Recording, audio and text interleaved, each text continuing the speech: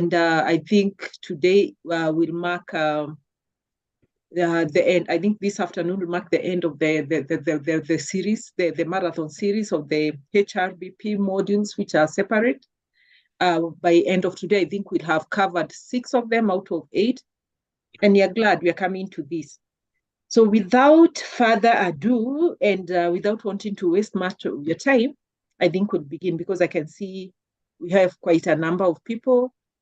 People joined in early, and it's already 9:05. So with your permission, we can start, unless there is anyone with any objection or contrary opinion. Let me hear. Good morning, Harriet. I can see yes.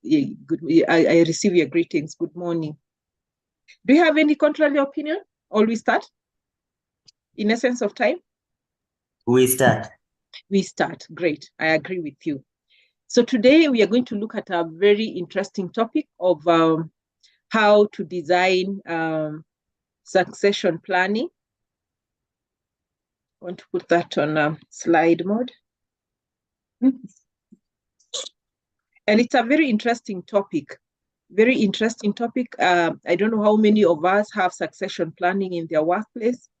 How we normally do it, because there are different methods, just to ensure. But we'll just learn and work together to know what is designing succession planning, how does the process go, and what are some of the things that we need to look at, what are the pitfalls, what are the benefits, and why we should. So in terms of the course outline, anytime we talk about succession planning, it starts right from looking at the organization as a whole, as a structure.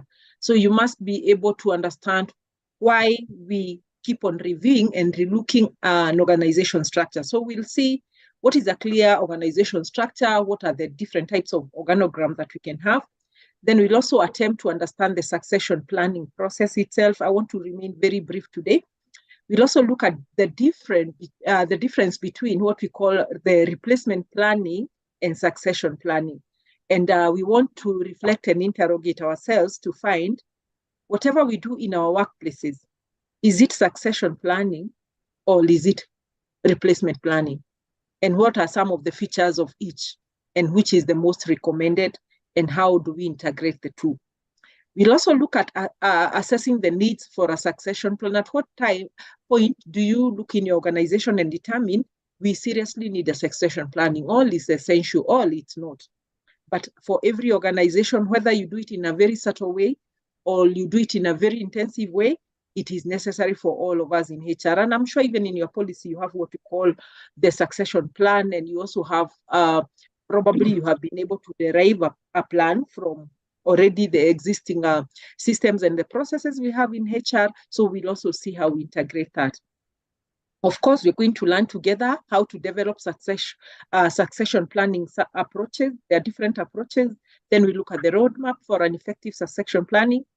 Some of the keys that we need to go for, and also the pitfalls that we need to avoid for succession planning. Then eventually we're going to do how we do the assessment of the internal candidates who are to be placed on the succession plan, or what you call the talent pool.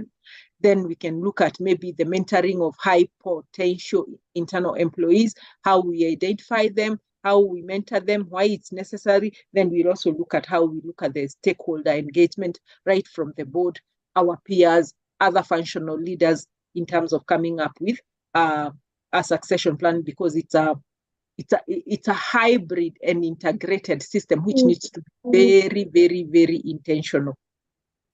There's someone with their mic on. Mary, could you kindly mute so that, unless you wish to speak at this point? Mary Mbazi, kindly mute. Oh, okay, kindly.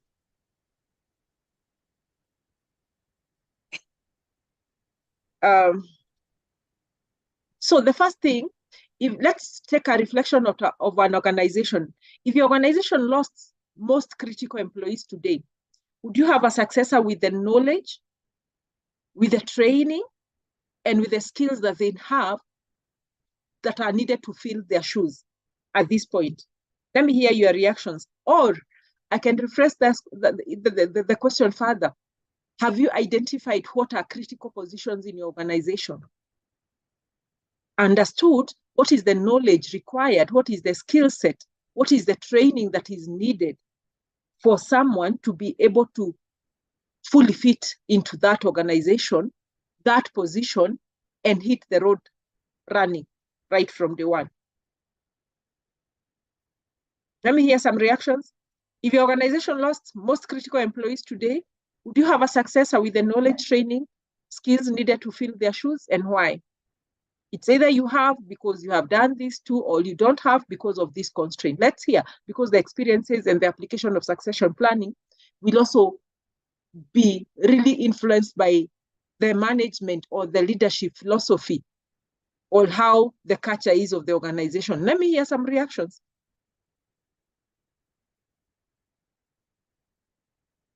Would you?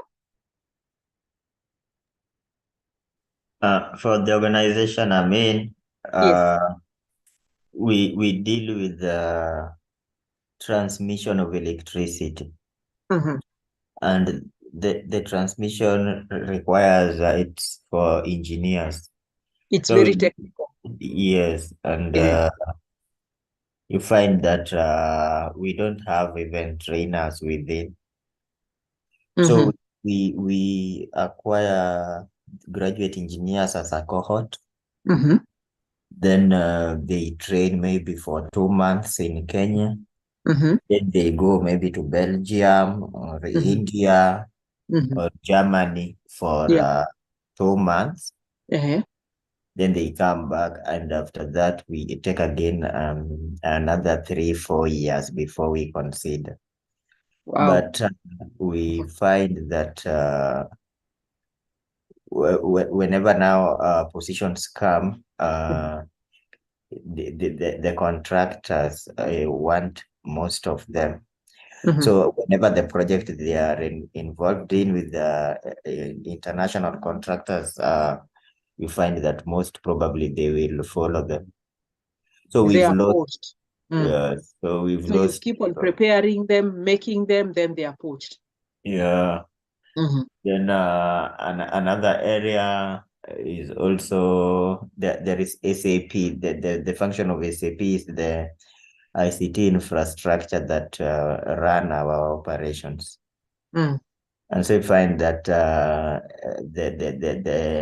HR person, that is a human capital person, the FICO, the financial analyst, the material management person, technical person, they are all in ICT.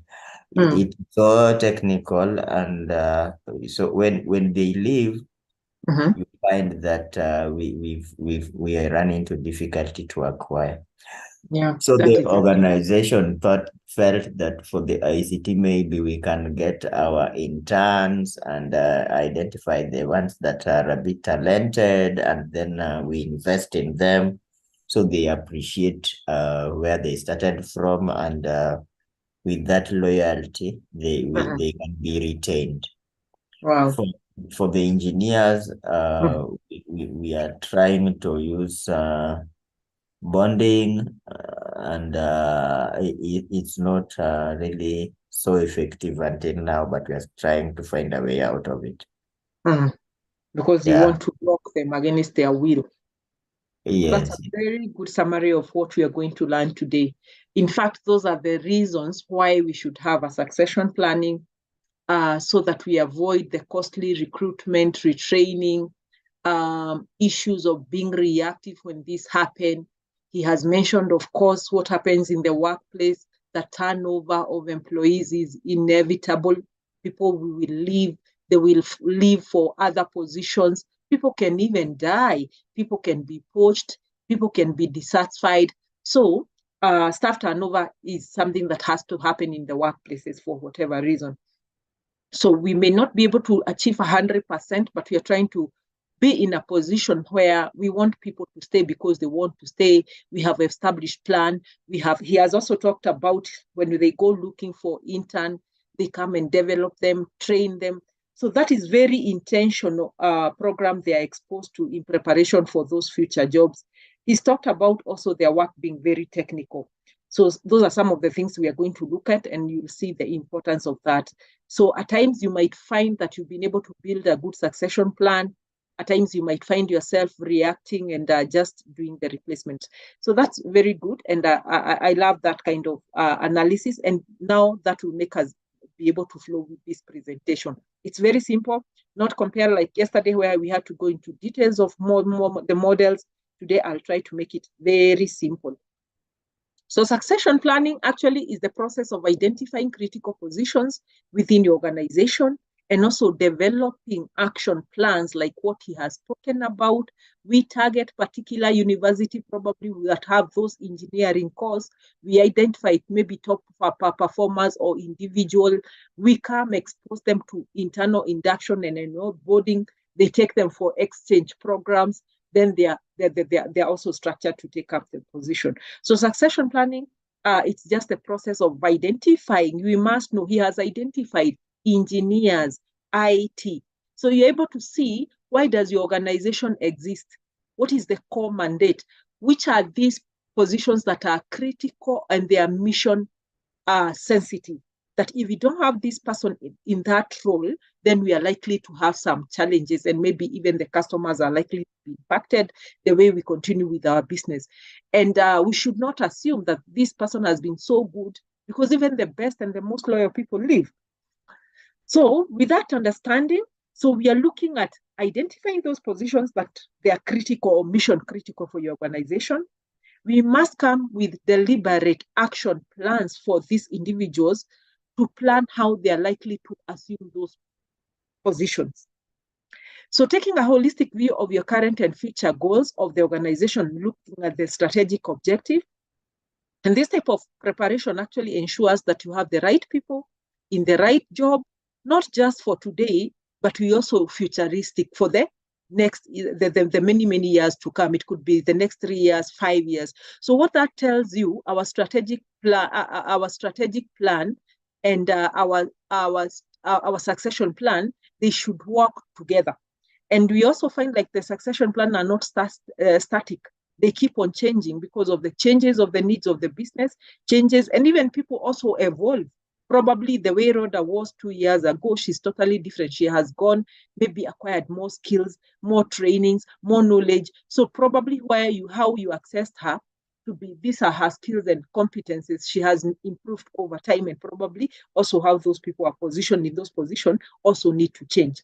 So in the long run, we are saying succession planning strengthens the overall capability of the organization by first identifying the critical positions. It has those 3 elements, and highlighting potential vacancies that are likely to arise. Number 2, it assists us in selecting key competencies and skills necessary for business continuity. And this is where we come with the competency framework. You look at an organization and understand, I like the way he started, we are in an electricity transmitting business. So the skill set that are required for that particular organization are totally different from another firm or organization that deals with, let's say, with recruitment. The skill set for that industry is different. So even the various roles that you have, we need people with different skills, different knowledge, different experience, and also behaviors that are responsive. So we look at business continuity. So coming up with a competency plan, you look at the entire organization structure, look at the industry competencies that are required for that organization. Then you come to the departments and look at what are the key, what we call the knowledge and the skills that are required, and then you go to the individual level, and those is what we call the competency framework that you are able to know. So having identified the positions, knowing the competencies that are required, then we focus on developing this individual so that they can be able to meet our future business needs. We're also saying that a succession plan identify future staffing needs. So we are not just looking at now, because today is where we are looking at the future. And also we look at the people with the skills and potential. So when you talk about succession planning, you're not looking for someone who is immediately ready now. We can also look for people probably who are ready, and say probably they have all these skill set and the competencies, but because we want them to rise to a higher position of leadership, probably we need now to build the capacity in terms of strategic leadership, managerial skills, people management skills, those skills that are additional to the everyday work that they are doing. So people with the skills, and also we look at the potential, people with the potential to be developed for those future roles. So we can see, and that is why we come up with terms like high potential employees, the hyper employees. So how do we go around designing succession plan? And we are saying succession planning is a very deliberate and intentional process. It is composed of organized approach and to prepare for inevitable turnover of the employee. Like he has said, they have tried to bond their employees, but employees still leave. So we say, even your very best and the most loyal employee will leave your organization at some point. Some will jump ship, like the examples he has given, gone with the contractors. Some will take different position within your organization. Some will retire. Other people's contract will come to an end and they don't wish to renew with you. And sometimes an employee can die. This reality makes it important to think about succession planning, and the turnover is inevitable. The other point we want to draw is that succession planning is the process of identifying, mark the words that I've highlighted, developing internal people with the potential to fill key leadership positions in the company. But I don't want us to be lost in the key leadership position, because this is where we get some of the failures and the challenges of the succession planning, because we only think succession planning is for the C-suite. It is for senior management positions alone. We said it is for all those positions that we think they are mission critical. So succession planning increases the availability of experienced and the pool of capable employees that are prepared to assume this role as they become available with time.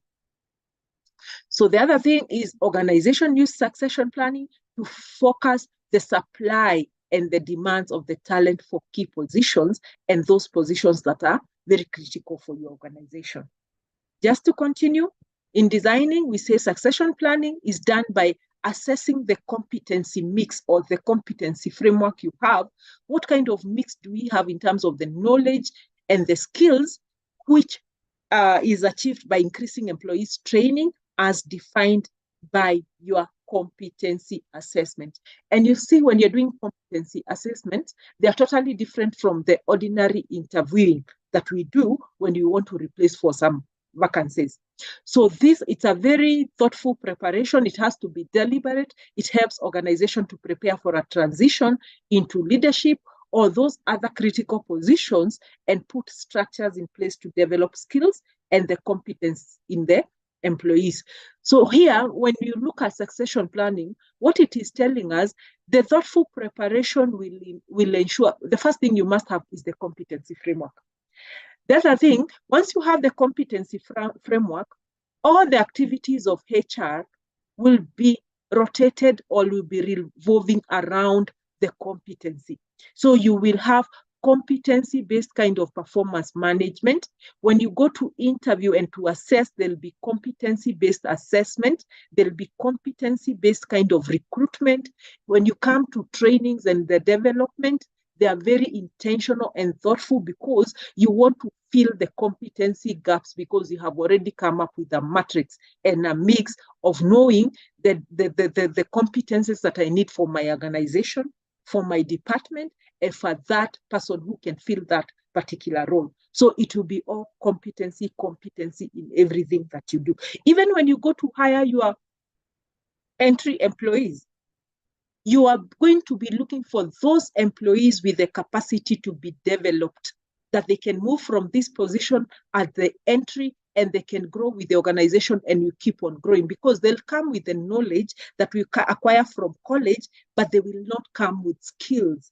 Skills are earned over time with experience by trying, making errors, seeing how the knowledge that you learned in college, they're applied in context to the areas and the organization or the work and the business, because the context is different. You can have the same knowledge, but the application and the context and the environment you're operating, it is totally different.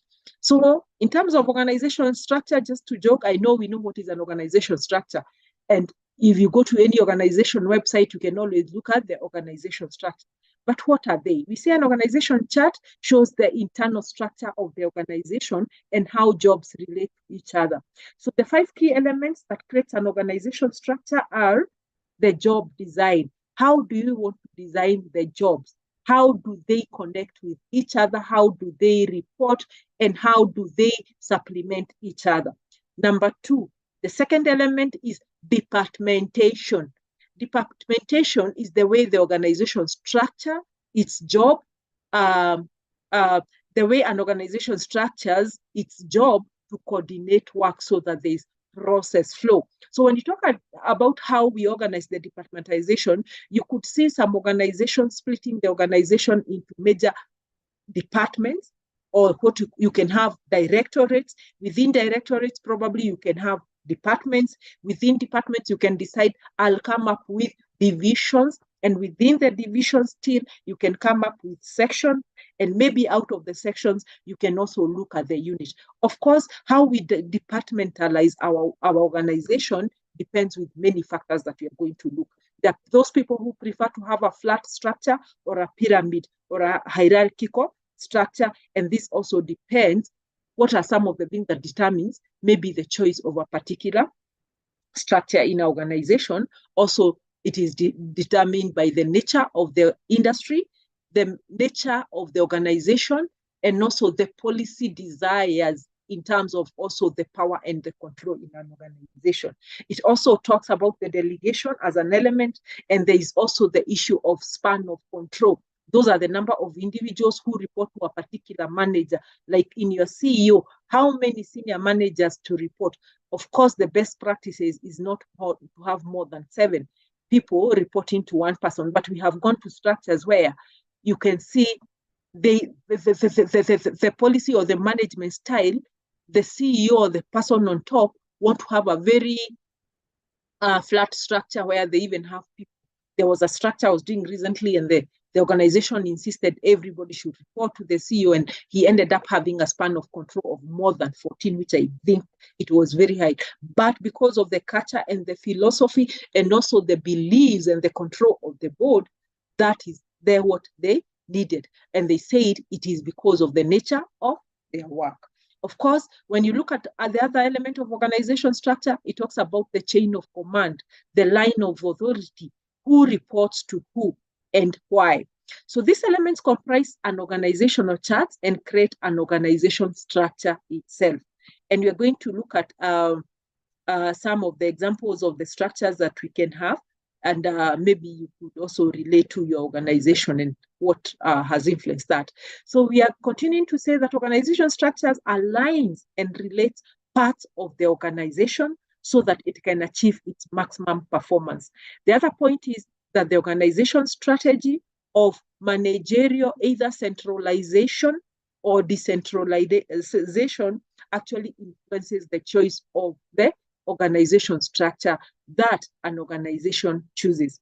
So when you talk about centralization, what do we mean by centralization? Centralization is actually the degree to which decision-making authority in an organization are restricted to higher levels of management, probably at the CEO's office, as the director's office typically leads to a pyramid kind of structure. And I think this is where most of us lie. So centralization is generally recommended when conflicting goals and strategies among operating units or departments creates a need for a uniform policy.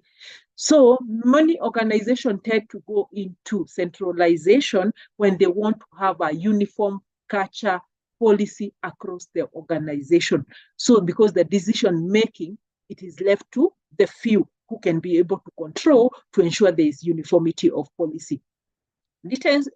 Decentralization, it is actually the degree to which the lower levels of the hierarchy have decision-making powers and authority. And this typically leads to a leaner flatter organizations. And we see that decentralization is actually most favorable or most recommended when the conflicting strategies, uncertainties, and also the complexity of what you're dealing normally require local adaptability and decision making. There are specialized areas that require that span of control that are limited. It could be a big organization that operates in different regions, and the requirements of that region or a particular market normally require something that is tailored, that is specialized, that is localized. So in such scenarios, you'll see organization being in favor of a decentralization kind of an organization structure. And I've just put maybe some 3 examples of different types of organization structure. The first one is just what we call a functional organization structure, which is on top, where you'll have maybe the CEO, the president, then you'll have different functional areas. You could have research and development, manufacturing, marketing, HR, finance, procurement. You can see that is a structure that is functional. It has been put in such a way, what does that department function do? And then you structure it that way. Then we can also have a sample of what you call a divisional organization structure. Here, you will have different divisions that are led by what the division could mean. And within that division, then you can still have all those other structures we've talked about in that division. This is an example of an organization that maybe different with deals with different product lines. It could be product X is the beauty line. Could be product Y is the clothing line. Product Z could be maybe household item, totally different. So within that division, it is the way like subsidiaries would operate. They will have their own research and development function for that particular product or that particular kind of division, whatever it might be. They'll have their own manufacturing line. They'll have their own marketing because they're totally looking at a different market. They'll have their own finance, and then they come and join to what we call the group structures. Of course, we have some other organizations that have a matrix organization structure, where we have the CEO, the president, or the executive director on top. Then we'll have different functions. And then within that function, it is where now partnership comes in. You'll see within the R&D, there's a manager who is dealing with product X, product Y, Z, and what it forms after all that is what we call an organization structure of a matrix kind of a design. So those are typical examples of organization structures that we can have at the workplace. So going back to, of course, we said succession planning is a process. How does this process look like? We already mentioned it is very intentional. It is deliberate. It is integrated, and it affects everybody. And then it looks at the present needs and also the future needs. So let's look at the process itself.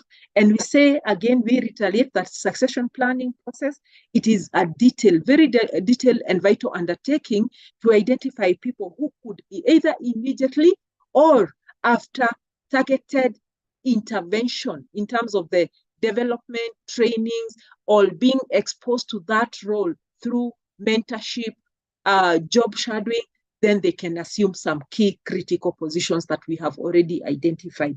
We say it should also be a well-documented plan for management succession at all levels. We said we should not limit ourselves to the leadership level and we forget these other roles, especially when filling leadership position or what we call the mission critical positions or the niche roles, because we know we are looking at the supply and the demand of those workforce or those human capital or those talent in the market, and we know they are rare or probably they are highly paid, and an employee is not likely to stay in an organization. Those are what we call niche roles that are very hard to recruit. So we can decide to recruit our own and we keep on feeding the pipeline.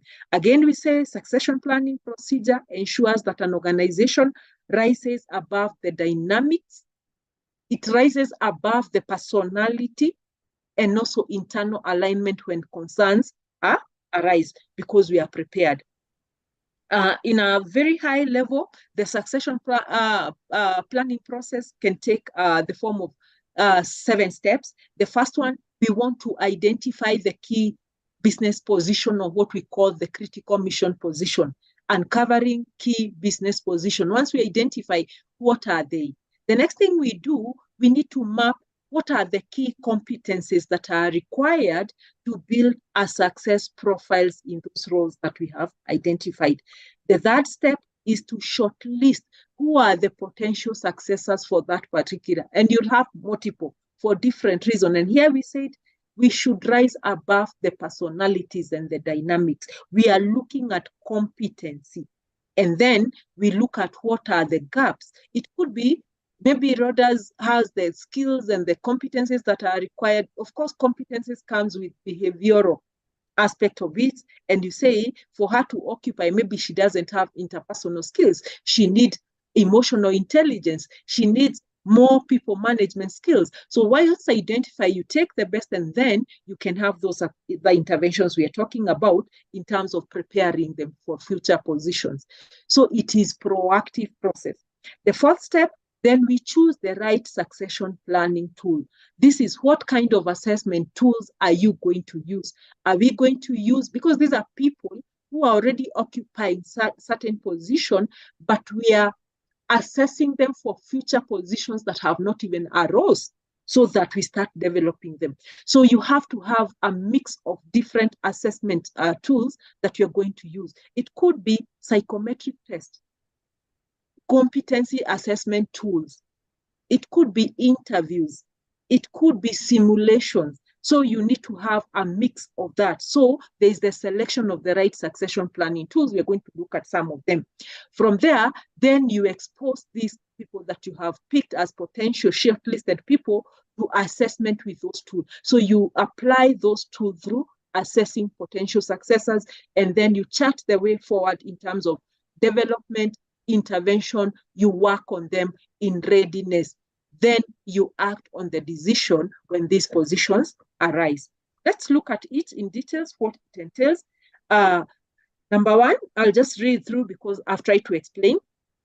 The first thing is to uncover key business positions, and we're saying a successful pipeline begins with identifying and revealed all critical organizational roles, and they should be in tandem with the organization vision, the growth plan, and also the long-term viability, because we are also looking futuristic in terms of the strategic roadmap that we have. So it talks to the vision, the growth plan that you have in the next maybe 3, 5, 10 years, and the long-term viability. Number two, you map key competencies to build success profile. Means competency mapping involves identifying the knowledge, the skills, and the behavioral requirement of a specific role to find the perfect fit.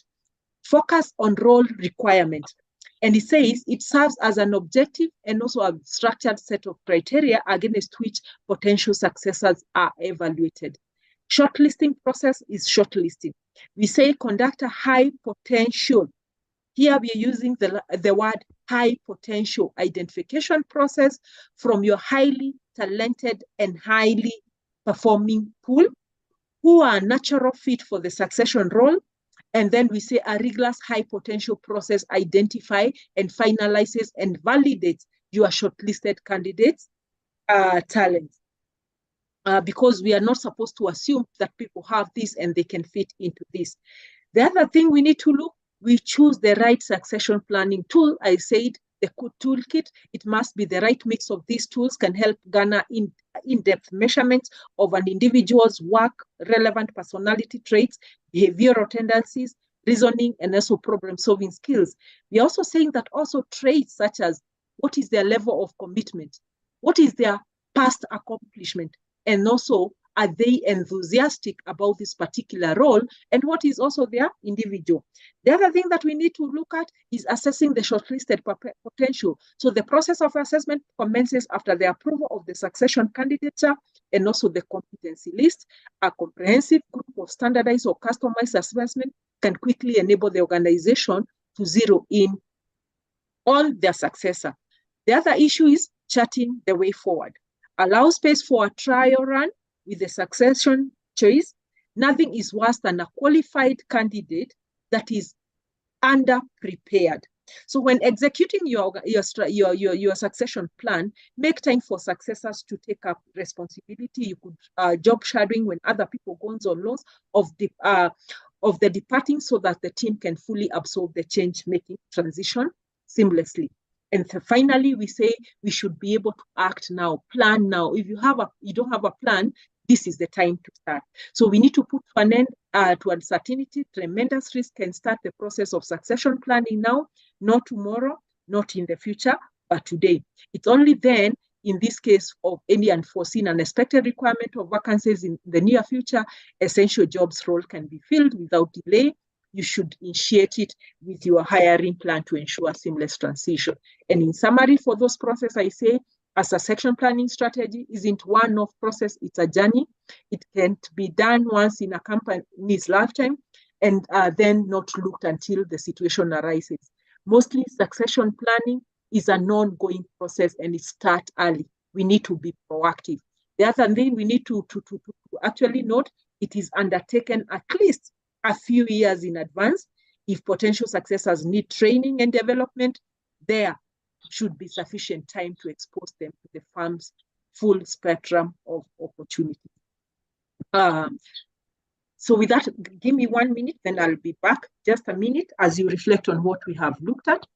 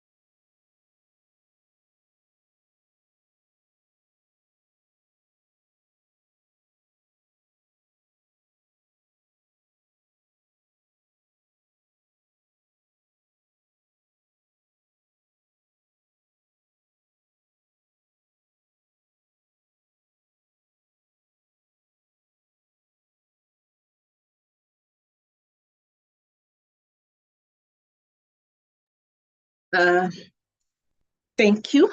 We can continue. It's a Saturday, you know, when everybody's at home, what happens? Huh? So let's proceed. Any reactions at that point? Any?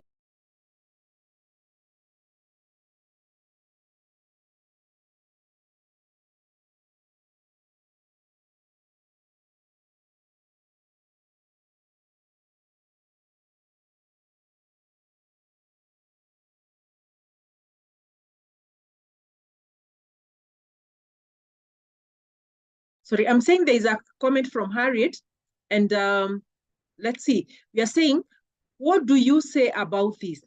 When you are called for an interview for a vacant positions in an organization and you realize that one of the interviews is an internal staff, and it's an internal staff, just a minute, Harriet, internal, sometimes external replacement. If an internal one doesn't fit the position left vacant, What do you say about this? When you are called for an interview for a vacant position of an organization and you realized one of the interviewees is an internal candidate, why would he or she be shortlisted if the organization knew that the person fits the position, fits or does not fit the position, Harriet? Or does this mean that this organization does not have a succession plan? It depends with how the organization have decided to go about that is a case of a replacement, how they decide to go for a replacement. And again, the assessment tool, they don't want to handpick. Because if it's an internal advert, and especially in the government, I don't know whether you are fully allowed to do yes, you can do internal advert when you see you have a lot of potential employees that have been prepared for those roles. So you can decide to advertise for the role internally. So it's only the internal competitors who will participate in that. But in the event that you only have one person, has that person been prepared through succession planning, or is it just through the career progression that there's a deputy in a role? So there are many factors that are considered in such a situation. If there is only, let's say, it is an organization with HR department and they are replacing a director and they have a deputy director, they have a principal HR, they have maybe the senior and a HR officer. It looks like it is very obvious that the person who is the deputy director should take up the role. But that is the only candidate. And he's there by virtue of being in that career path, not because he's the most successful, probably. Are there deliberate interventions that have been done in preparation for that? So again, you also need to bring about competitiveness from external. So again, you also give them the opportunity to compete with the other. And also remember, succession planning or recruitment does not operate in isolation. Is this person a performer? Do they have all the right competencies that are required of that job? The other thing, company politics and the culture. What is that organization trying to do? Because there are many organizations, you have even gone for an interview, and the person who is acting, you compete with them, and they don't qualify, and as an external person is picked. And why probably we also want to interview the internal position, even as knowing probably they don't qualify. What message are we sending to the rest of the employee? Because you will see one of the reasons or the benefits or the importance of succession planning, it is the message we pass, the motivation. We want to enhance our retention. Are people given an opportunity to grow within, or when an opportunity comes, we always rush outside? So Harriet, by the time we look at the next few slides, you will see where this is going. As a continuation, we will come back to that question, but I think I've tried to to address it. There are many factors we need to look at under what context and what is happening. Probably even the board have decided we are going to look at a different person. They may also be looking at even the diversity issues, that in the senior management, we have these people from this region, this community, we need to dilute. And if this person is to be promoted to that level, then it changes. There are many factors that you put into that. So we'll see some of them as we go along, they'll come. Succession planning versus replacement. Are they the same?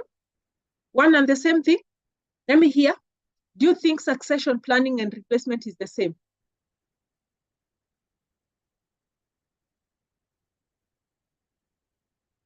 Harriet, how does an organization identify the right internal candidates? We'll come there. Is succession planning and replacement the same thing? We are full house. Let me hear from you. Do you think it's the same? What do you think are the differences from a very high level and even from the naming itself and the wording itself? We are replacing, and another one, we are doing succession planning. Because we have learned what succession planning is. And we know what is replacement because we normally replace positions every time. Gershon, are they the same? Let's give Harriet first. Harriet, go first. We'll come to you, Gershon. Harriet? Succession planning, I think Yes. Companies easily able to fill vacancies throughout the business, throughout the activities, because the employees are being empowered and developed. The replacement planning focuses on finding a suitable replacement only for the time being. For the time being, or for the top executive candidates or managers, for example. Thank you. For the planning means that the company is easily able to fill vacancies throughout the business because the employees are being empowered and developed throughout. Yes, I like that. Succession planning, it is an intentional, people are being planned, they are being developed, they are initiatives. Replacement probably somebody has exited, and we want to replace, and it's just looking at the now. Gershon. Yeah, I wanted to say the same. That succession planning is more strategic. Replacement is like maybe fighting fire. Yes, it's firefighting. It's reactive. So thank you. Let's look at some of the things that we can look to differentiate the two. And then you can tell me, you don't have to give me an answer, but you can look at your organization and say, whatever we have. Someone has asked, does it mean the organization that have a strategic, a succession planning? Or why are they looking for people from outside? And I'll tell you that career progression by itself alone, it's not succession planning as most of us tend to think. It's totally different. So the differences will come in terms of the time frame. What is the time frame taken in replacement? It is a short-term thing. You can fill a position within 6 months. The first 1 month, the first 2 weeks, you advertise for the position, put it on the newspaper, you do the long listing, you do the short listing, you interview, someone requests for a 3 months notice to come, and then they come and go on board. That is pure replacement. Or a vacancy has arisen, you do an internal advert, you do your interviews, after you've done your shortlisting, and then you place someone. It is just placing someone on a vacancy that has arose. So it deals with the now. But when you look at the the succession planning, it is strategic and spread over a period of time. And it takes about 6 to even 3 years.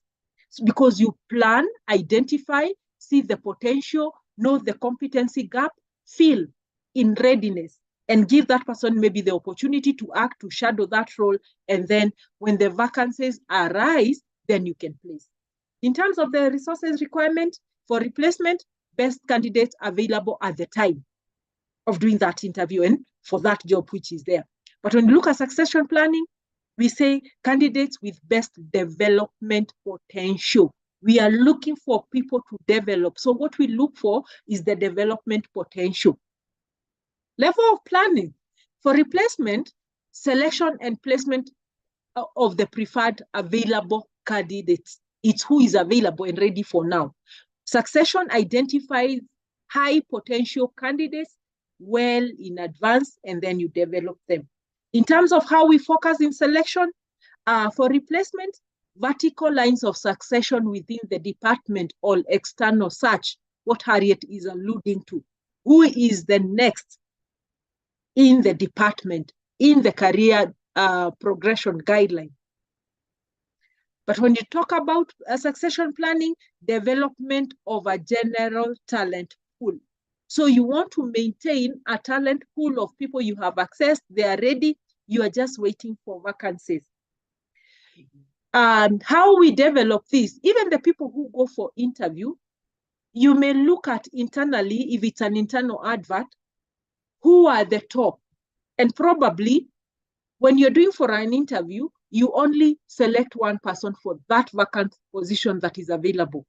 And probably the next 2-3 people that you have identified, that you have interviewed, they are equally competent, that you have to really struggle to differentiate those people. So what most organizations will do, especially in private and corporate, they will pick the people who have not filled. They have interviewed them, assessed them, and they're comfortable, and put them into what you call the talent pool. So you might even get that communication that you didn't get this position, but you've been placed on the talent pool for any future opportunities. For those people who have worked in the corporate, you could have that. I remember one time I went for an interview, and of course, they told me I was not picked because a more qualified candidate was picked. But I can tell you there are other factors that were in the play, because I had superior experience and qualification for that role, which was a HR role that was looking for someone with just a degree or training and some years of experience in HR. At the very beginning, of course, that time you have 2 years of experience, you had your degree, had masters in HR at very early stages. But then the person who was picked, it's other factors. We know the organization, the culture, the interest, who filled. Probably they had a person. And I can tell you the person who was picked didn't have any experience in HR, had no training. In fact, they had done a Bachelor of Education and had only worked for maybe less than a year in that organization they required. But how they dealt with that, of course, you got the regret letter, but then a communication that you have been placed in a talent pool. That was a HR role. 6 months down the line, I wake up one morning, go to work, and I get a promotion letter for a position that I didn't even apply, which was totally different from what I had been interviewed. Because I had been placed in an interview in a talent pool, you'll be called for training, let's say customer care training, and you are nominated, and then you are exposed to that role. So one morning, I just woke up from nowhere, and you get a letter on your desk. You've been promoted, and you need to move to this other function, which was a business function, not even a HR function. So those things happen.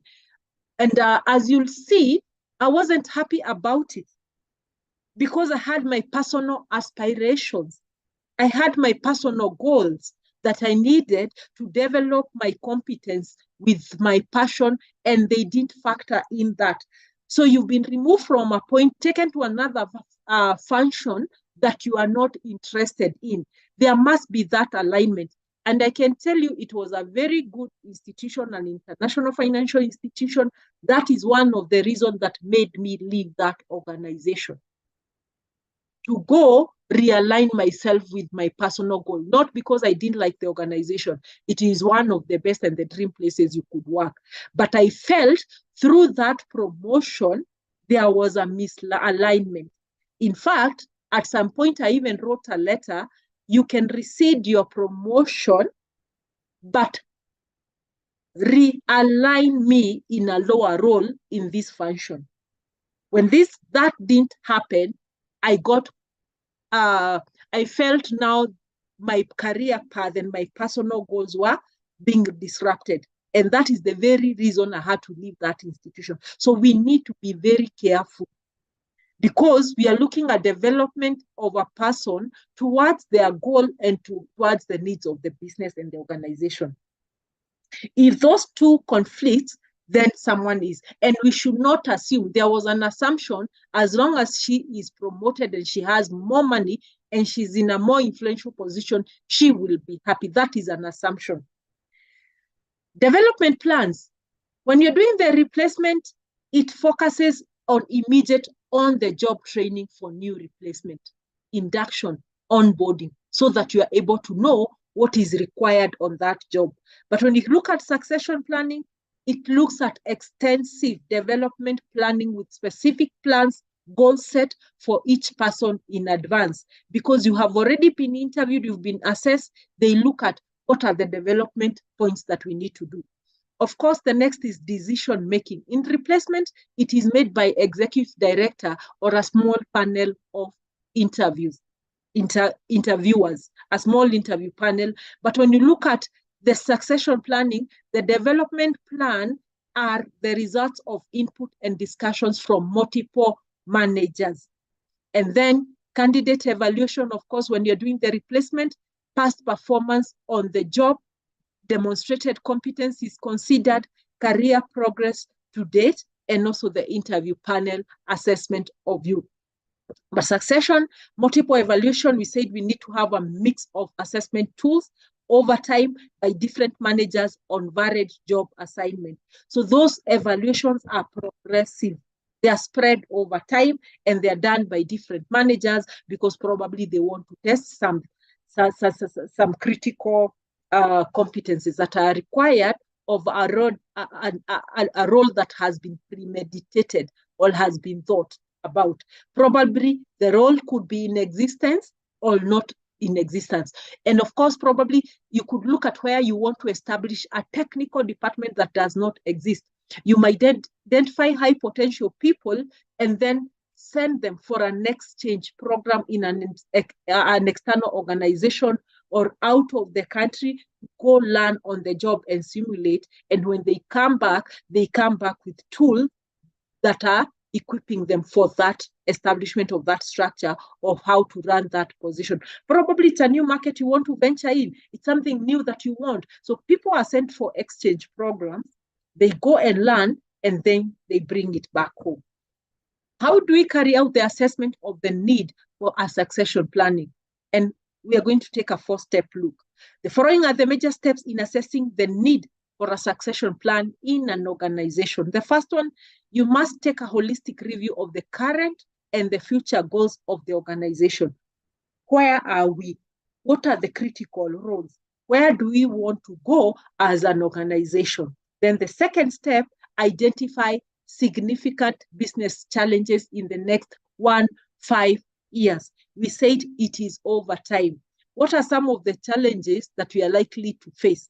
Then you take action. The third step, identify critical positions of that business, which are very significant that will be needed to support the business continuity. Here we are talking about business continuity. Significant business challenges in the next foreseeable future. Holistic review of the current and the future. So it's very strategic and it's futuristic and it is forward-looking, and we must say it is proactive. The fourth step, we must be able to identify the competences, the skills that are needed, the institutional knowledge. When you talk about succession planning, you see where we began? From the organization structure. We came to the functions, and then we came now to the individuals and the building of the talent pool. So you must be able to come up with a competency framework, and I hope you understand what is a competency framework and how you develop it. And then you identify those skills. What is the institutional knowledge that is required? And what are the critical success factors of that? What is to be performed in that role? What kind of skills, what kind of knowledge, what kind of experience, what kind of behavioral competencies are required to successfully carry out or undertake that role. The other things that you can look when you are assessing whether you need a succession plan in your organization because you are not sure. One of them, it is what we have already alluded to. Attrition happens, and we need to prepare for attrition. And we say good companies prepare for it. An assessment of employees at risk for departure, we must be able to know who are likely to be poached. Gershon has talked about, we send these people to Belgium, then they come and work in terms of like consultancies with high-level clients who are high-end, which is part and parcel of the organization. So you must be able, where you sit as a HR, be able to assess the employees at risk for departure. That is why we do what we call exit interviews. We do HR metrics because you can be able to see the attrition rates and why people are leaving. The people who are due to retire, who have high demands, who has high demand skills, and actually because of the many constraints we have in our organization, because probably our salaries are regulated by SRC. Our salaries are regulated by other employees in terms of how jobs relate. Our salaries are also regulated by our budget constraints. So you can have a very high flyer with very high, with skills that are on very high demand. But where we have placed them, we know they are underpaid. And we are not even in a position to give them a rise because of the various constraints. So you know that is someone of a risk of exiting. It's just a matter of time. So what happens? Have you had cases where an employee come and approach you and they say, Rhoda, it has been good working with you, and I went for a particular interview, and they have now given me an offer, or they have given me an appointment letter, and they have given me an irresistible offer.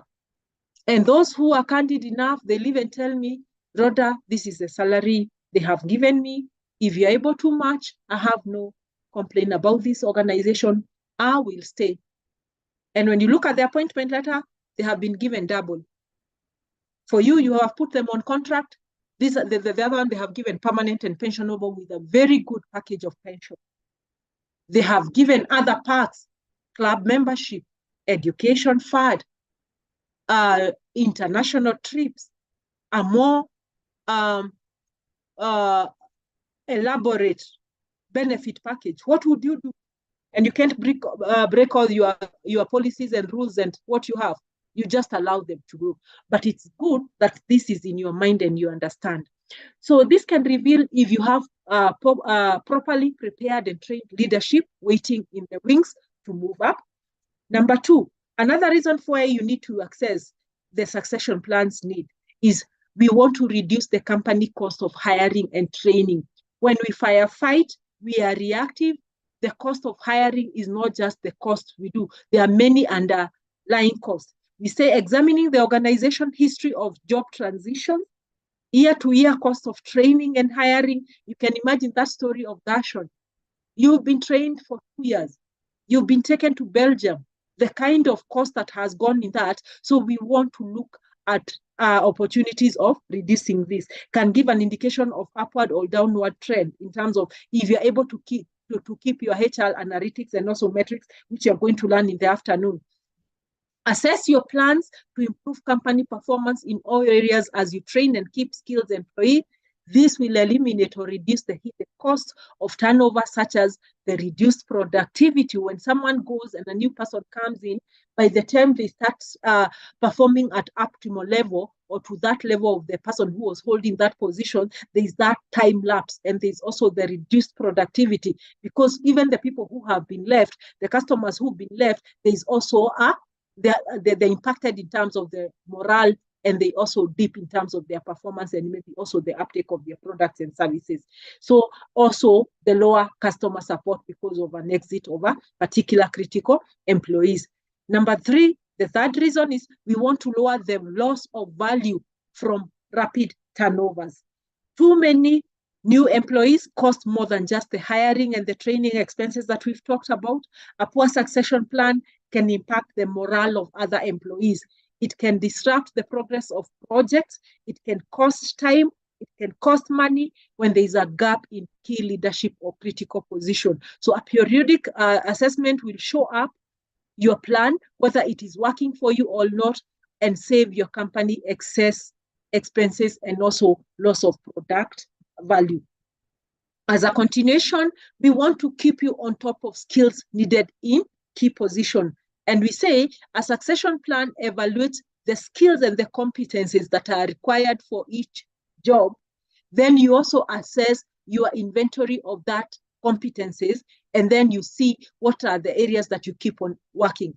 This does not necessarily stay the same over time. These skills and the competencies keep on changing. Probably you have already developed your competency matrix.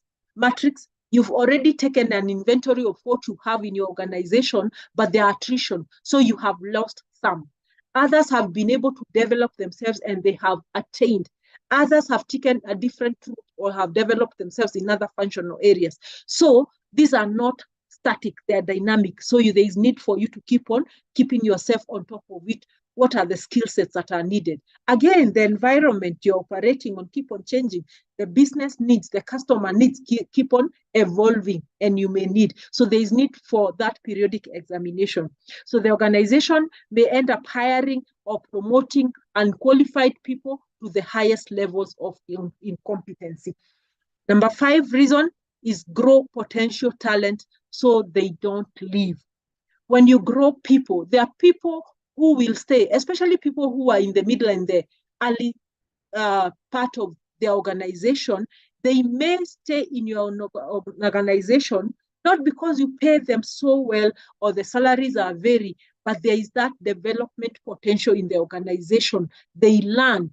They are happy because they work in this kind of industry, this big organization that is exposing them and preparing for the future.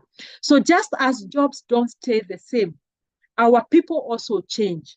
Periodic assessment of the employees help you to review their skills and their core competencies. Give your star employees, or what you call the high potential employee, the executive coaching and leadership training they need at the appropriate time. And now this tells you why you will see in other organizations, they have implemented what we call the coaching and the mentorship system in the organization so that they develop. It's part of the succession planning and planning for the future. So that lets you adjust your succession prospect so you can increase your bench of the people that you have who are ready to take up those positions, and you have more people ready to step up and utilize their executive presence for greater impact and also influence. And as you frequently reassess, you re-examine, you are more likely to nip the band of dissatisfied top talent exiting. Here we talk about dissatisfied top talent. I normally say attrition is not bad. Staff turnover is not bad. But even when you do your HR matrix about the staff turnover and the retention rates, I always tell, if you have a good succession planning, you should also differentiate who is exiting. There are those people who will exit, and for you, it's good riddance. It was dead long exiting, and you can be able to replace with people who are more talented. But when you keep on losing, having a drain of your talent, the people who are stars, top talents, then there's need for concern, because you could have an attrition. The people who are high flyers, they are working, they are good, they bring in the tickets, they are the people exiting and moving to your competitors. But the people who have no interest, who have refused to build their competencies, will not go anywhere. The people you have trained are the ones who are exiting. It's a big call for concern. So you'll be able to give them more satisfying work, increase their pay, because you can also probably come, for those who are in private and can be able to have different variety of pay packages, you can have, because you don't want to disturb your salary structure, other incentives like commissions and bonuses when they bring in more work. I've seen in most engineering organizations, probably even Gershon can share with us, where you have even senior leaders, because the structure, because of the relationship with other jobs, they are not able to give those very high salaries. But when they go for those external consultancies with clients and big tickets, they will bring in more consultancy business, big tickets, because they get a percentage of the fee. So willingly, they'll go out to those contractors. So instead of having a battle of the salary they are earning, they know they have a basic salary, but the bigger the ticket of the clients they bring, they are given like 10%, 8%. Insurance is industry. So it will not matter where they work. So maybe organization could look at how do we structure our compensation and benefit because of the trends we have seen in the exit. So they are all interrelated. You can see now how succession planning, it is interrelated with other elements and functions of HR. We've talked about recruitment. You look for high potential employee and qualified employees right from the recruitment. Of course, you have seen issues of mentorship, coaching, development in terms of training and development. You'll also see succession planning is also integrated with performance management and how we do our assessments. You'll be able to give them more satisfying job, increase their pay, and help them find rewarding goals and also the company. And to wrap it up, some of the reasons that we need to assess that need. We show concern for your employees. We said, even by the time you interview people, you do this assessment, you're doing an assessment to fill your talent pool, not necessarily to fill. Employees will feel motivated. They will know that you are interested in their personal development. So when employees feel the company is interested in their progress, their loyalty to the organization also increases. So a periodic assessment of how your succession planning is functioning can also contribute to employee satisfaction and overall morale. It may reduce stress when employees feel you want them to succeed as the organization is also succeeding. And finally, you put in place a deep bench to support you when you are away. The succession planning, it helps you that you can remove yourself from your position, even the positions you hold. You can go for other activities, social trainings, without being bothered, because you have people who have qualified. They can shadow you and they can make decisions, and you can delegate most of the work. So more workers seek work-life balance. I gave you the scenario of you need to have a work-life balance. Study also shows that workers are more productive when they take vacations and time off. You are able to get off your desk and then you're balancing with other activities. So time off is less restful when employees are constantly called to concern, to come back to come back to the job with all their work still waiting for them when they come back. You find everything you left, you go for a training and you can hardly even concentrate for 1 hour because calls are coming in. You have to approve this, you have to do this, you have to give advisory because there is no proper succession planning, and probably you have not empowered your people. But you should ensure that whenever you exit or you take that time off, you go for a vacation. You can imagine you are on a family holiday, basking somewhere in Zanzibar, in Dubai, and calls are coming in. You cannot even relax. You can imagine the reactions we get from our families. So those are some of the reasons you can look. I just say some of the reasons for assessing the succession planning needs, not exhaustive. So with that, I want to pause and see the comments. I'm seeing comments coming in. You can also unmute and just ask for any clarity. I know I may be rushing. Just to look at some of the concern Lopez has said, strategic planning is futuristic, where succession planning is futuristic, where replacement planning is short-term. Yes, that's what you have said. Caro has said the current environment is destructive, staff short stays, difficult to focus ahead. Yes, that is the reality. So that you can see, this has to be a continuous journey. It is not an event that you say, I have now come up with a strategic plan, the way we come up with a policy, and then you place it somewhere. You need to keep on reassessing it, re-evaluating. The environment is very disruptive. There are a lot of changes. So it's a living document that you have to keep on looking at. Any comments from, I've looked at the charts. Anyone who has a concern, a point of clarification, or are we good to proceed? Of course, I said I want to take not much of your time, but I should not rush you through just for the sake of this. Let me hear your reactions. Even comments, where we're good, we go. We understood, we are following, or you've left us.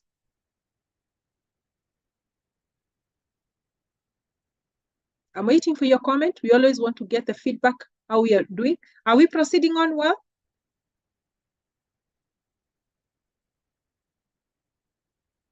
Yes. Yes. Yeah, right? Thank you, Gershon. Thank you, Harriet. I thought I was alone. You know, in that Saturday, probably you have just packed me somewhere and you are on your other activities on a light note. So let's look at the various succession planning approaches. And here I want us to take a reflection of our organization and what we do and why we do it. Is it Harriet who asked me that when you go for an interview and you find one of the candidates is an internal candidate, you are thinking the organization knew he didn't qualify, that's why they went out. Or they know they qualify, but we are just being used as escorts to just confirm that person. And the organization can say, we did competitive hiring, but you and me know there is no competitiveness there. Don't we go through that?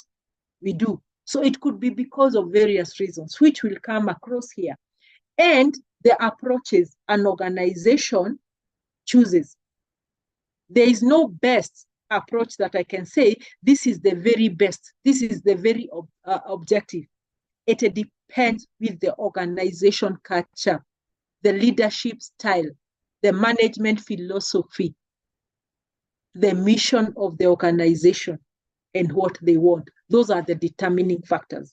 So don't condemn someone who is a competitive or a comfortable or a compliant or a centered. Their rationale and the justification.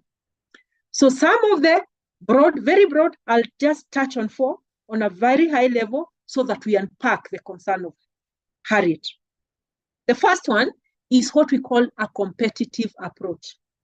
And a competitive approach, it's a serious, process-oriented approach that places potential successors through intense assessment and development. Many employees perceive this strategy as cold, interpersonal, that ignore human factors such as the anxiety you put those people through and the frustration. I'm sure you have also gone for an interview where you came out sweating. And it was like you end up feeling these people were just out there to make me feel. They have focused so much on this competent and forgetting all what I'm coming up with. All what they want to hear is competitive numbers, metrics, financial, yet I'm a HR. They don't want to consider the many organizations that I've worked for. So that is what we call a competitive approach. Or someone can say, regardless of what the experience, you have not worked in an organization of this size that have over 1,000 employees. You have not worked in this. So you feel it's very competitive. And actually, they will let you know the competences they are looking for and what they are looking for. It is a must. They'll say maybe a language is a must. This is a must. So that is a competitive approach. And they want to take the very best. And we also know, or the person who can bring the biggest tickets, regardless whether maybe how he does it. Because when you look at it from a HR, we want to have a balance. What is it that you do and how do you bring it? We want someone who is balanced. Because even the people with, like in production, in marketing, in sales, there are those people who are very high flyers. They'll bring all the clients, they'll bring all the money. But how they do it, they cannot work with other people. These are the people who develop very high walls in terms of their departments. They work on people's head to achieve their targets, regardless of what it has. They'll go to any level of getting that class, whether it is through an ethical. What does the organization want? Is it the profits, the bottom line that is key to them, or is it the culture they want? That is how someone can choose which method and approach. That is competitive. When you look at the comfortable method, it's a bit laid back. And it is an approach driven by intuition, by decision makers. The board members sit and say, I think Rhoda has what it takes. I think Caro may not be able to work well with the CEO. I think Gershon might not stay. So it relies on intuition, even before you come for the interview. And that is why I say some organization, even when you come for the interview, probably the level of ranking and the rating and the assessment, we all know because we sit in these tables and we know. that you could have a candidate because they have had an intuition, and even by the time you come to the interview, they have said, you must pick Harriet. So even when you ask Rhoda, what is the difference between job analysis or evaluation? And I'll say the opposite, or I'll struggle, because now we have to meet this requirement. Even when you know has scored just 1 mark out of 5, I will try as much as possible to give her a 4 or a 5, because eventually she has to emerge the top because of what I'm looking for. Those are things that happen behind the closed doors, and we know they do happen. So that is the comfortable approach, that it is driven by intuition, by decision makers of that decision, who know what the corporations or the corporate or the organization need. And decisions are made based on a candidate's reputation and also the tenure. Probably she has worked for us for a whole 25 years. She only have 5 years to go, then she will retire. Let's give her the opportunity. She will retire. The other person, they are still young. They can take over from that. After they go in 5 years, let's test their loyalty. They can take over after they complete this tenure. Or probably this person has done certain favors to the decision makers, and now it is a time to reward. These are the realities on the ground, and this happens. So this type of strategy may make the decision makers comfortable. They are happy with the person they have chosen. But however, it is not objective, and everybody can see. And it can even damage or reduce the morale of the other people. The other point or the approach is compliance approach. A compliant approach, it's an approach where the company recognizes the need for a standardized objective process.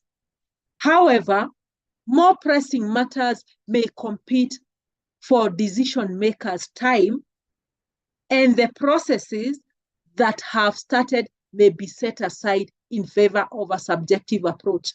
We don't have time to do all this development. We don't have fund to take people through this development. We don't have, we want to do it, but we can't even afford to have more excess people who are being placed on the talent pool or who are being prepared most of the time. We want just the bare minimum of employees that can operate, or the budget, the time constraints, which are of more priority to the decision maker.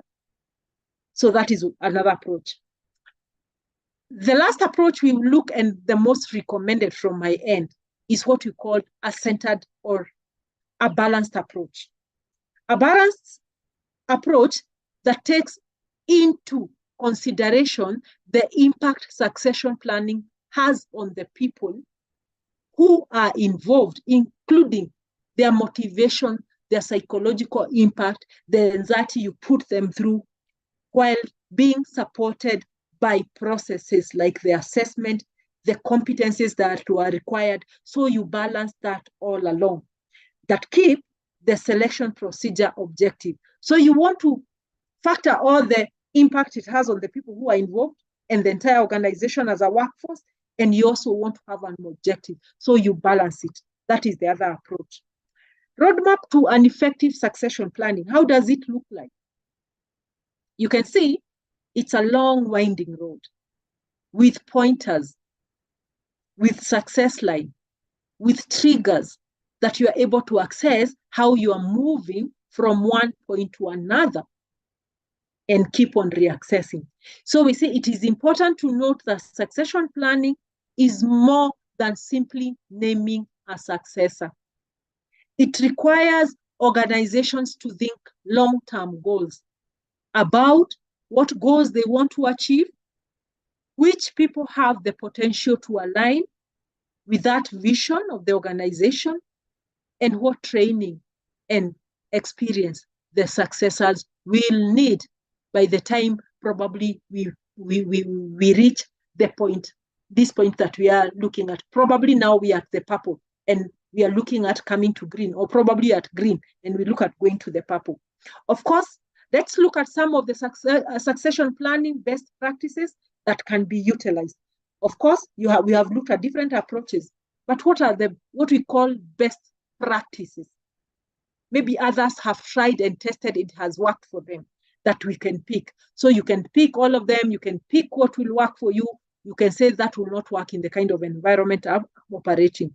The first best practice or tip is get buy-in from executive and board members. Because probably you've been told by RODA you need to come up with a succession planning, you go to a conference, you've been shown how to draw one, and you go present. And the mindset of your board, they have taken the approach and the disposition of the comfort. So they don't want to disappoint you. You'll have a very good plan, park it somewhere, but then you know it will never operate. You are busy, you want to tell your employee, communicate, and you want to promise them, this is what we have endeavored to do. It's like culture change. But the executive and the board members are of totally different thought. So it will also tell you where to put a lot of energy and priorities as well as a HR. The second tip, you must be able to align succession planning with corporate goals and objectives and strategies. They must speak to each other. And that is how you can pitch a justification. That from what we came up from strategic plan, you remember we started sitting at the table, speaking the business language, doing the strategy. So from that point, you will be able to align and probably justify and bring.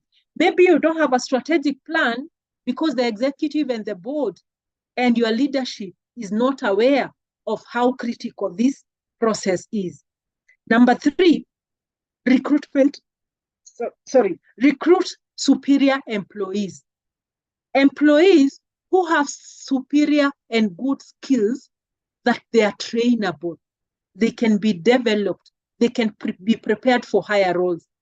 Have you ever found yourself, because of many factors that are beyond us, you are recruiting someone, but no matter the kind of training and development you try to put into that person, they are not trainable and they cannot perform. You will only overwhelm them because they don't have the potential, even the qualification. But we understand what happens. You didn't have a choice. You had to recruit them because probably even the executive was comfortable. Understand your employees' goals and long-term plans. That one I had alluded to. You need to understand what is that individual employee's goals, aspirations, and their long-term plans. I gave you an example of myself. The other best practice could be visualize your organization to gain valuable insight. You must be able to understand the vision, understand your organization from a holistic perspective now and also for the future, so that you are able to come up with ideas and policies and programs that can be applied and be actioned into implementation. The other thing, I said integrate career development. We said career development plans and guidelines and progression by itself is not career, it's not succession planning. So you need to integrate your succession planning with how you do career development and also performance review. I said it doesn't work alone, into your process. Number 7, surround yourself with trusted advisors within the organization and also outside the organization to borrow good practices and to understand how it is worked for them, what are the challenges, what have they experienced, and what can you borrow. Because every process you try to implement comes with challenges, roadblocks. So you need to be able to borrow that. The other issue is communicate your plan. Let it be known. Let it be understood by your staff. The other issue, be transparent where you can, as much as it is practical. You need to balance the need to be transparent, to communicate, to maybe reveal the people who've been picked as successors, because things can change and the impact it will have. So you need to balance what you call confidential information and being transparent. You only need to share what needs to be shared, because we said this is futuristic. Some of the pitfalls that comes in succession planning, one of them, we underestimate or overlook employees. At times, we might think an employee is not capable of carrying out or fitting into this role because we underestimate them. Take them through the process, observe them, develop them, and see what will come out of them. Probably what they are missing, they've not been exposed in such an environment. The other issue is not considering lateral moves.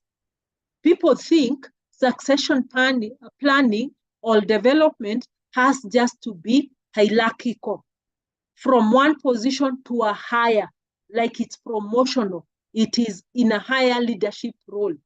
It could mean moving horizontally to develop different capacity, to have maybe a broader view, to understand the business. The other pitfall we need to avoid, not offering trainings and development opportunity. We think we have picked a talent pool, we have identified high potential employees, but we don't take intervention measures that are required to keep them active, to keep them on the process, and to keep growing as the business is evolving. The other pitfall is not tailoring a developmental plan specifically to the position and specifically to that individual who had been picked. The other pitfall, not holding managers and leaders accountable for the succession planning initiatives. That in a department, you have identified a critical factor, a critical positions like an accountant, which may be at a lower grade like 5, not in the senior. So there's this finance director, who is in charge of that department. They don't take the responsibility and the accountability to grow and to ensure the people who have been picked as the talent stars who have been picked for that pool are regularly exposed to activities, they are developed, they are trained. So we need to hold those managers and leaders accountable for the coaching, for the mentoring, for even the job allocation and assignment. And finally, not sharing the data with employees. So you want to build a succession plan, but the employees are not aware. You have gone through an interview, you have made this decision, there are this strength you have identified, there are this feedback you think you should give for that person to deal with the issues and to close the gaps. But we don't share this information, we don't share this data, so the employees are in the darkness. Common mistakes of succession planning, again, number one, absence of an effective succession planning in your business can have unforeseen consequences. Some of them we have looked at. Then adopting an informal strategy where you don't want to formalize it, but you know it in your head. This is how we do it. Those are some of the common mistakes. Again, making assumption about your talent. You think you know them and probably you don't know them. The other mistake you can make, applying succession planning to C-suite and top leadership positions alone.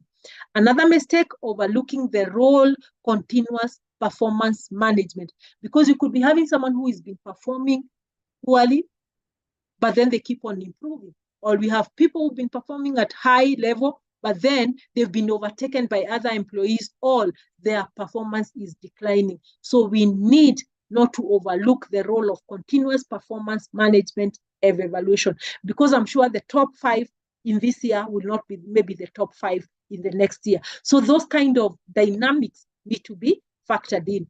And then failing to support succession planning with technology becomes also a challenge, looking at the landscape you're operating of technological disruption. So you'll find your organization lagging behind. How do you go about assessing internal candidates? because we said succession planning starts internally. Someone has already been hired for a particular role, they are internal, and then you want to expose them to different assessment tools that we talked about for the purpose of succession planning. So we say assessment of internal candidates often refer to the evaluation of an organization's current employees for training, for reassignment, for promotion, and also for rewarding and recognition purpose, so that we are able to reinforce that desirable behavior. So the internal assessment goal is we want to maximize the fit, proper fit, and the right fit for that position, which we have already identified. We want to ensure that we have accurate assessment, that whatever tool we may make, it is going to give reliable and objective results. We are also looking after maximizing the return on investment, because it's a costly affair. There are development, there are training, there is the time, the effort that we have to put in. So the return on that investment, we want to maximize it. Of course, we are looking at having a positive stakeholders reaction, be the board, the executive, the peers, and also the employees, and also the people who are going to be involved in the whole of this process. We need to factor this. So we are looking at that positive experience. Of course, we are looking at having a support talent philosophy and also a HR strategy that want to grow people, that want to develop people, that is futuristic, and that is also supportive of individual goals in relation to the and also comparable to the organizational goals. So the individual aspirations, the individual goals, the individual strategies, we want to align it. Of course, we want to establish and reinforce the HR strategy and employer's image. Everybody wants to become an employer of choice. So that becomes an employee value proposition, that if I go work for XYZ company, I'm likely to grow. So there is that image that is to your internal employee, and also the potential employees, that so you become an attractive employer of choice. I'm sure we have worked in very many organizations, but there are always those organizations that you even don't understand why you left. That even when you're working for that organization, you are this talent who are most sought. You could go for an interview, and when they hear you work for such and such organization, everybody is fighting to have you. But you might go to an organization, and when you tell someone where you work, they don't take you seriously. And not because you are not serious. You are quite something, but what is associated, the employer's image from outside, it does not represent probably your aspiration or the person you want to become, or what a credible employer will look for. Identify employees' development needs. And then we want to be able to assess ethically. In every activity, there are the ethics of our trade. Then we want to ensure there's legal compliance, so that we don't carry out our succession planning and then we end up into litigations, being challenged. I know you have seen a lot of public positions recruitment that has been challenged in the role in courts. Positions have been declared that the recruitment was illegal, it was not exposed, we didn't factor all these recruitment processes have been cancelled, all those things.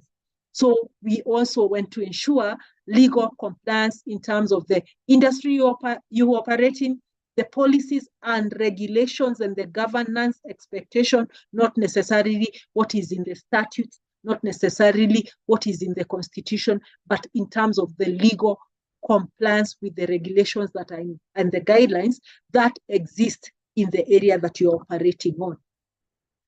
Various methods that we can pick. I said you can have a mix of succession planning assessment method, and some of the things, some of the ones that I could come easily with, I thought about having a skills inventory. That is why we build a competency framework for the organization. So the inventory you have, it is what is required by your organization to be able to successfully implement your strategic plan for now and for the future, and the available inventory in your organization, then you know the markers and the gaps that you have and how you intend to develop them and to fill them through various interventions. Of course, when I talk of intervention, I mean issues like you can decide to train, you can decide to do management development, you can decide we need to recruit, you can decide we need to entrench performance management. There are many interventions. We need to maybe implement mentorship, job shadowing, coaching, all that. Those are what I call intervention. When you hear various intervention, not necessarily just mere training, because maybe training, someone is already having the knowledge, but what they need to acquire is the skills. And of course, you know, when you look at the knowledge, skills, and competencies, others are inherent, others are contextualized, others have to be developed through exposure, through the job, on-the-job training. It's not something that can be learned in a classroom. So the other commonly used internal assessment could be mentorship programs. The other could be performance review of tasks, projects that someone has been assigned, and also interpersonal behavior that you evaluate. And then maybe this could be done through psychometric tests, aptitude tests, leadership tests, competency and skills tests that you can do online and through technology that we also embrace, because it tells you the predisposition of that person over above the skills and the training they've had. Then multi-source assessment. It could be both internal or external, or maybe other, including the exchange programs where you go for a training and then you assess through the evaluation and how you go to implement that knowledge in the workplace.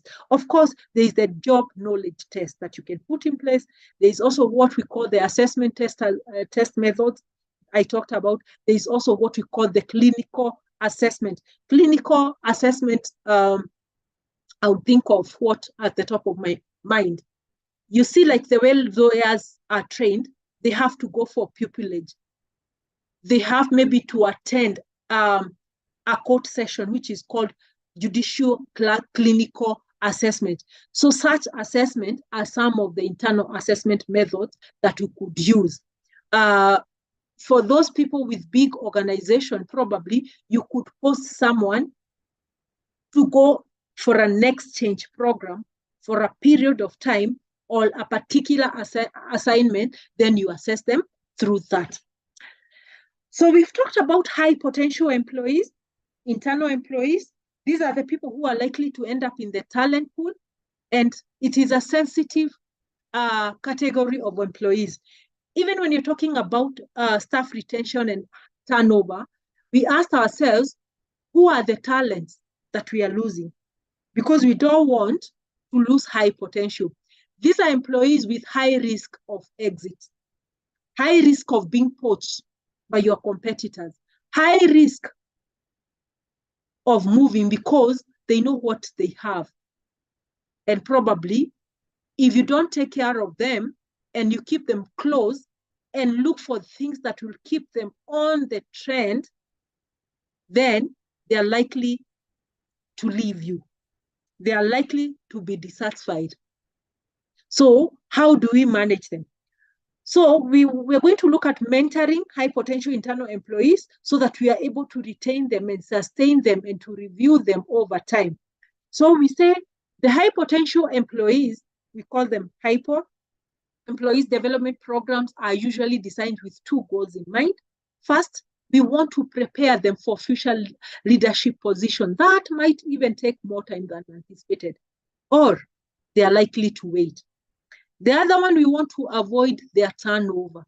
This is a category that is high risk, but we don't want to lose them. The best and the brightest minds are always looking for opportunity to learn and grow. And at times, they're likely to have a feeling of they feel underutilized, not challenged enough. So we need to keep them abreast. You need to keep them closely. So mentoring programs is one of the tried and tested way to develop high potential employees, retain them, and contribute to their well-being.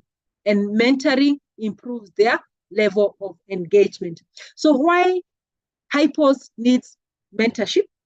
First, for career pathing. They want to see where they will be in the next 1, 2, 3 years. So you must have what you call those career progression guidelines that shows them a clear path. Yes, you have come, you're new, you're high, you are likely to move, but this is they want to see a very clear path. If they don't see the path, then they feel disoriented. So mentorship can help high potential employees forge career path by providing guidance and expertise. They are often seen as people who can or should figure things out because of their potential, which is not always the case. You might forget and think, those ones, they know what is expected of them. They will run on their own. They don't require supervision, and probably they are lost. They need to be nurtured. So you could pair them with people who are more experienced, who have grown in high positions, so that they can also talk. Everybody, it is very natural that we all want to hear feedback. How well we are doing, how we are performing, the areas we can improve. It makes us move higher because we can tell how we are performing. But if maybe you are high flyer and everybody shuts you down, you become illusioned. You don't know what is happening. So they also need guidance and also direction. Let's not forget, as much as they are high performance, they are high potential, they are still exploring themselves. They need to discover themselves. So mentoring, it is just holding their hand and walking with them, and you let them reflect and explore what they know. Most of the solutions and the maybe actions will come from them. We are just facilitating them to evaluate themselves and know what they need and where they want to go, and maybe just clear some doubts in mind. The other reason is because they want challenges and accountability. High potential needs mentors to unleash their potential. Mentor helps them to analyze their strengths and weaknesses. They then give them challenges to help them become better versions of themselves. So they are just being aided to unleash what they have within themselves. And when you feel you're improving and you see where you're going, they are likely to be motivated and stay upbeat. So performance feedback. And we say 96% of employees want frequent feedback. Additionally, research has shown that 65% of the employees says they aren't receiving enough feedback and want more. And we say feedback is a three-way street. It benefits the giver, the person who is giving. It also benefits the person who is receiving the feedback. And the third leg, it benefits the entire organization because of that reflection. And people will improve their performance. When the individual performs, the departments perform, the bottom line performs, the organization performs. So for high performance employees to be successful, they need candid, objective feedback that help them to reflect on their strengths and their weakness. Again, they are looking for networking opportunities. So mentoring cycles are a good way for high potential employees to learn, to grow professionally, and to make connections across all levels within their company and also their industry. So that is the reason. So how do we build mentorship programs for high potential employees in the workplace? We say organizations that run high potential programs are more likely to engage their employees than organizations without one. So it is a good practice. According to Gallup research, employees' engagement is one of the two most important factors that contribute to their performance. Employees' engagement improves the retention rate by a whole 59%. That is a very reliable research. So building a mentorship program will involve the following initiatives. On a very high level, choosing a goal for the program and communicating it with the participants. Why do we want to entrench and to come up with a mentorship program? It must be deliberate, intentional. What are we trying to cure? What are we trying to gain? So you must be very clear about your goal and your purpose. And you communicate the same to the participants, who most of them are the high potential employee, depending with the scope.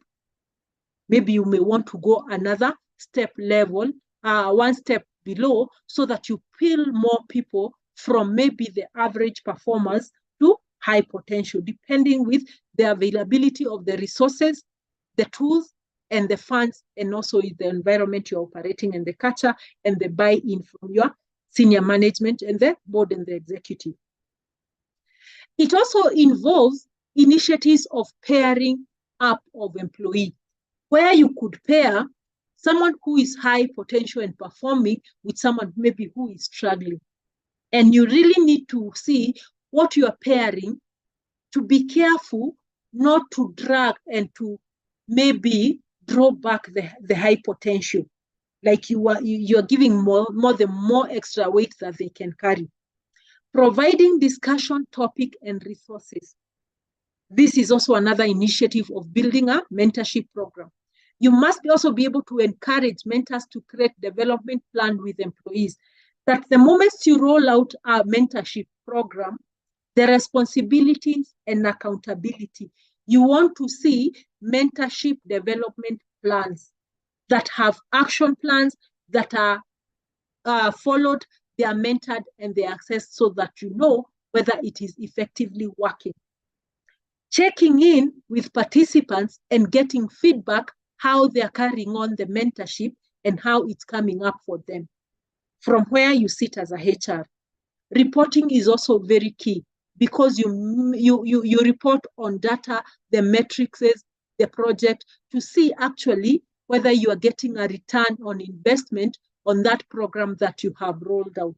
Of course, in any project and activities, we must be able to reassess, re-examine, constantly monitor and review and make adjustments as you progress. And we said this is a living process and plan that keep on evolving.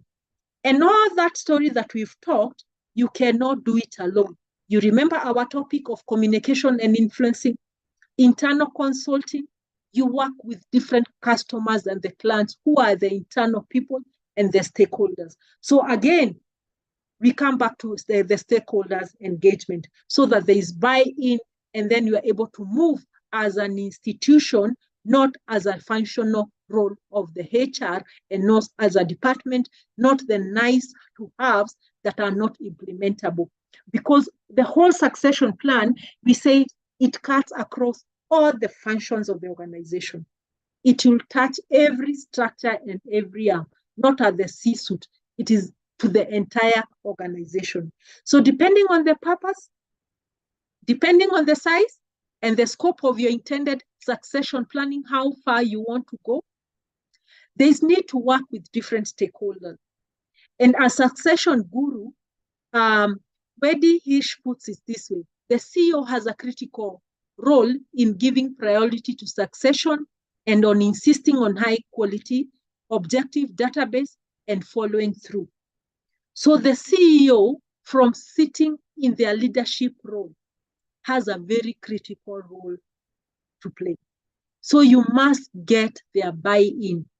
You must understand their leadership style and their philosophy and what they think it is good for the organization before you even roll out any succession plan. And this, we have discussion, share what you think should be, get the buy-in. From the CEO, the HR function has equally critical role, because you are the driver, you are the facilitator, you are the vision carrier, you are the one who is going to run with this as the change agent, as the internal consultant that we learn to be in supporting the line manager, who are very good in their technical, very high technical role, but they are not probably very competent or not very good when we come to people management and staff talent management. Stakeholders engagement is done in a number of ways, including Proper design and facilitation by your line manager, involve them, incorporate them. Challenging judgments and plans that are existing. Brokering crucial cross-boundary career moves horizontally. We said most organizations are now looking for agile employees. Employees who can do multiple roles and can work in multiple projects and task force. And we gave an example of Safaricom, where they are breaking the departmental silos and the walls, and they are project task-based. So they want people who are agile and can move. And we should entrench the culture of agility of employee, people who can easily move around different, because we are here for the business and to achieve the organization goals. It is what we want to achieve. It is not what you hold. Advice to those doing the planning. You can also do career counseling. You can do mentorship. You can do coaching for individuals, and you can also support in terms of the information that you provide and maybe the metrics. And in conclusion of succession planning, I want to say succession and talent schemes work best if they involve a genuine partnership between HR and the other business leaders and the senior management and the executive. And I said without HR, succession can be a closed subjective process, because we saw the comfortable approach, and we are saying it can create suspicion among the staff and staff representative, bringing a lot of issues of dissatisfaction, motivation, and low performance. And we said, again, without senior managers, the senior business people responsible for that part of the organization, they must be accountable and take ownership on which the scheme is focused. It can fail to engage line managers and look like it's a HR only process. So this partnership is relatively easy to achieve when a scheme is being set up, and once it is in place, the job of keeping everyone engaged is harder, and the scheme can easily drift into HR only kind of a process. As I promised you, today I didn't want to take a lot of time. We've been able to cover our content in 2 hours. I can see it's 11, and I hope it was not a very difficult topic, but it's just to unpackage and have a different perspective about how we do your succession planning. So from there, probably what I could urge all of us, probably go look for those organizations that have a succession planning. Look at what they have done.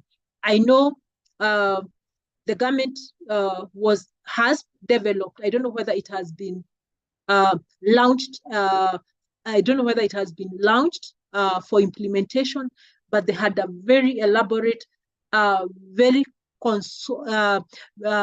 elaborate and robust succession plan that had been developed by different stakeholders, and it's one of the rich places that you can go look at it, see how it look like, and then see what you can carry home and what you can implement. You may not be able to implement everything, but just see what will work for you and what will not work for you. So with that, I think I'll take a few comments. That brings me to the end of the 4 modules that I was facilitating in this marathon. And I look forward to meeting you in other forums, in other trainings. And I would also urge that you consider completing the entire course, because so far, I think by end of today, you'll be able, yesterday you covered 1, that was the 5th, and today you'll also cover another 1. You'll have tackled 6 out of the 8 modules. And then once you're done with that, then you can get in touch with the academy for how you're going to complete the 2 and what is required, so that then you can get your certification. It's a good thing to have and to just build your knowledge, your capacity. You can see the way the environment we are operating is very disruptive in the change. So I give you 5 minutes for comments, reactions, as we mark the closure of this from me. Any reactions? Just unmute and tell us something If nobody, I think very few of us probably are working today, but just to hear from you. Kanenje, Kidemi, Lillian, Mary, I hope most of you have been able to move with us from Wednesday. Of course, I can see a lot of familiar names, but I can also equally see a few new ones.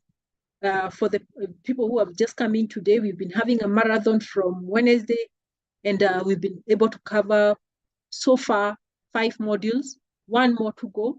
And this is at the background of a HR certification course called HR Certified HR Business Partnership course. And so we've been able to learn a lot together. So comments as I release you to go to your other endeavors. It's a weekend. I know it's an end month. Beginning of the month, we have a lot of activities to do. Any reactions?